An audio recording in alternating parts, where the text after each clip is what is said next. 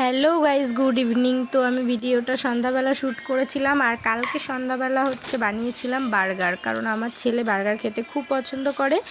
আর দোকানের বার্গার তো কেমন দাম, আগের দিন নিয়ে এসেছিল তো কেএফসি থেকে একটা বার্গারই 300 টাকা। তো যাই হোক, সেই জন্য আমি বাড়িতেই ট্রাই করলাম, আর খেতে দুর্দান্ত হয়েছিল, কেএফসির থেকেও ভালো হয়েছিল। আর আমরা কিন্তু মন ভরে খেয়েছিলাম সবাই।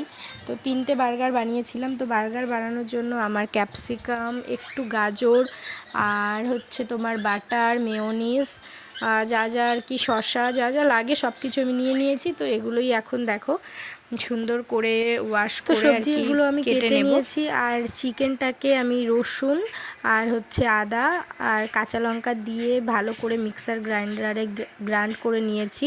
তো এবার এই বাটারটা একটু পিস পিস করে নেব, নিয়ে এক টুকরো বাটার আমি কড়াইতে দেব, দিয়ে আমি ব্রেডগুলো প্রথমে সেঁকে নেব একটু, তারপর স্টার্ট করব। তো চলো দেখো তোমরা কেমনভাবে আমি বানাই বাড়িতে বার্গার।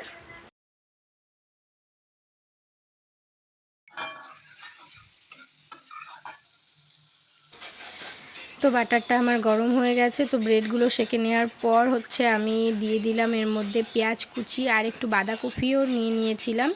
আর পেঁয়াজ, ক্যাপসিকাম আর কি যেগুলো বার্গারের মধ্যে দেব, সেগুলো আমি হালকা করে একটু লবণ দিয়েছি, আর একটু গোলমরিচের গুঁড়ো। তো গোলমরিচটা আমি একটু রোস্ট করে নিয়েছিলাম, নিয়ে এই যে একটু ভালো করে থেতো করে নিয়েছি, পুরো আর কি মিহি করিনি। তো সেটাই আর কি একটু দিয়ে দিয়েছিলাম, একটু লবণ আর একটু গোলমরিচের গুঁড়ো। তো যাই হোক, এগুলোকে হালকা করে একটু নেড়েচেড়ে নামিয়ে নেব, কারণ বার্গারের মধ্যে যে সবজিগুলো দেয় সেগুলো কিন্তু একটু একটু কাঁচা কাঁচাই থাকে। তো যাই হোক, এগুলো আমি হালকা করে একটু নেড়েচেড়ে নামিয়ে নিয়েছি।